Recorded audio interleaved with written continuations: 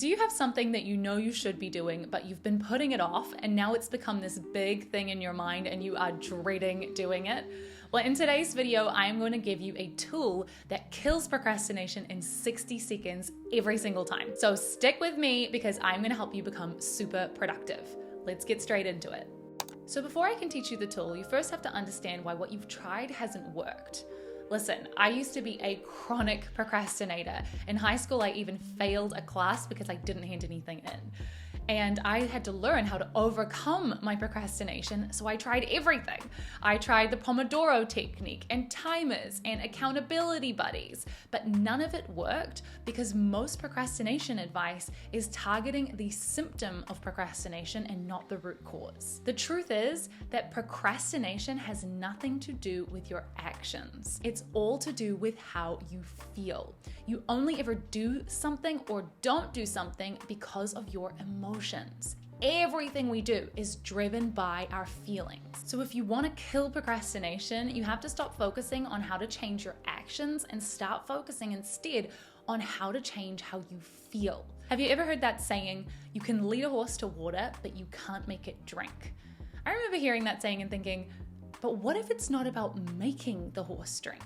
What if it's about helping the horse want to drink? So instead of making yourself do something you don't feel like doing, you want to start changing how you feel about doing it. And that is what I'm going to teach you with this tool. So basically, I'm going to give you a 4-step process that will actually address this root cause of the emotion.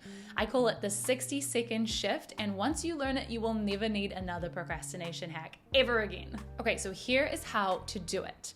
Step 1 is to identify the emotion that is causing you to not want to take action. So some really common ones are confusion, overwhelm, doubt, fear, and lethargy. When you're experiencing any of those emotions, it's really hard to get yourself to take action. And your brain is wired to avoid taking action. Evolutionarily, that is the whole point. We want to conserve energy and save it in case you get chased by a tiger later on. So if you are experiencing any of these emotions, you're not going to want to take action. First of all, you've got to identify what it is. Note in your mind what the emotion is that you're feeling. Step 2 is to find the opposite emotion. So we're going to figure out what emotion would make you want to take action. So imagine the shift from confusion to clarity, from overwhelm to calm, from doubt to confidence, from fear to certainty, from lethargy to motivation.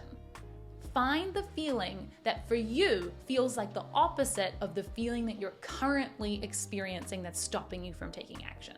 Because when you identify what that emotion is, we can start to shift you into that emotion. But until you know what it is, we can't move you. A quick way to figure out what the opposite emotion is to ask yourself, well, if I wanted to do this thing, how would I be feeling? All right, once you've got your new emotion, step number 3 is to choose a thought that would make you feel that feeling.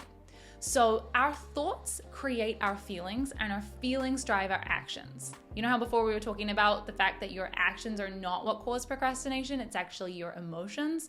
Well, where your emotions come from is the sentences in your mind, the literal words that run through your head. So you have to find what are the thoughts, what are the words that would need to go through my head to make me feel the way I need to feel to take the action. So what thought would make you feel clarity? Maybe it's, I know exactly what to do. And for calm, maybe it's, there's so much time for everything that matters. Maybe for confidence, you choose something like, I am the ideal person to do this.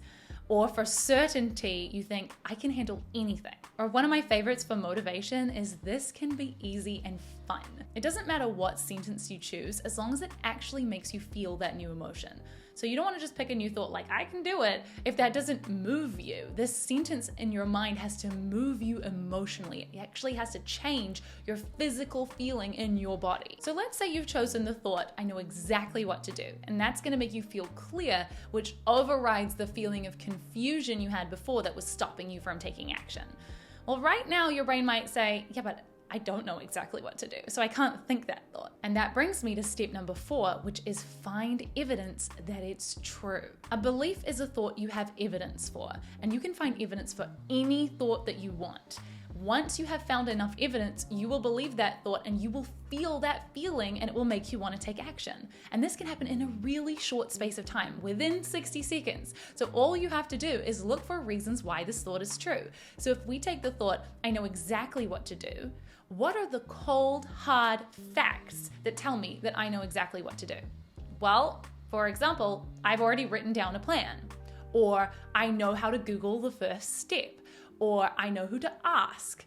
As soon as you give yourself that information, you can tell yourself, I know exactly what to do, and believe it, and now you're not confused anymore. You feel clear and you want to take action. And this process works with any emotion and any thought.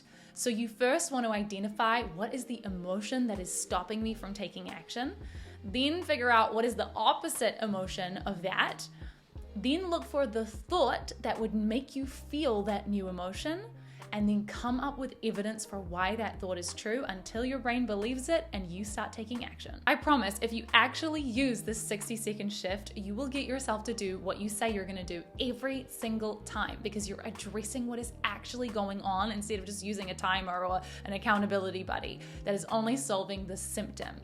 We want to solve the root problem, and you can do it from now on in 60 seconds. And if you want to learn how to show up consistently and never miss a day, then make sure you check out my video on how to become the most consistent person that you know. Let me know in the comments what you found valuable about this video. Don't forget to hit subscribe, and I will see you in the next one.